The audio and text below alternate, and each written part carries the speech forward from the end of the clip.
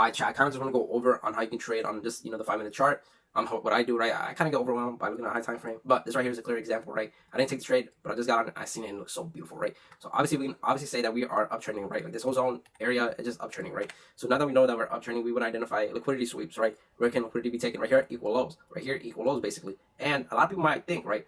Since this right here is one of the lows, right? No, you see how it has equal lows? Liquidity sometimes or always wants to be taken out from there. And now what we can go and see is, right, so the left hand side, we do see that we had a doji candle right here, right? So price right here, boom, this would be our demand zone, right?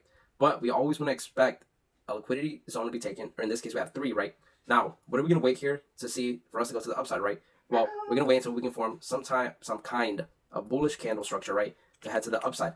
But if we don't get that, then we're not going to take this trade, right? We want it to come obviously down. We want it to go bullish, come down, maybe retest it a little bit, and then head higher. You might be wondering, how do we know it's going to go higher? Well, we don't, right? This is just like a game, right? Well, it's not a game, but it's like a probability guessing game, right? But right here we can see that we have equal highs, right? So we're in bullish structure. So even if price decides to go higher, that's just a liquidity run, right? We don't care to target any other liquidity zones up here, right? We just care to target these, and that's good enough for us. Or it could come up here, do a liquidity sweep, and then go down, right? You know what I'm saying? So that gives us a high chance for us to like hit this trade, right? So if we get bullish candle structure, we would get in. Use our stop from the bottom wick, right? Or whatever the lowest candle is. Now I want to get in right when we hit this zone, right? Or take a liquidity sweep, right? That's dumb, right? Because it could just been a liquidity sweep, go higher a little bit, and then head lower, right? You want to wait for a big candle, maybe a candle that looks like this. Boom, boom, boom. You get in right here. Stop loss, boom. Something like that, right? You don't want to be stupid.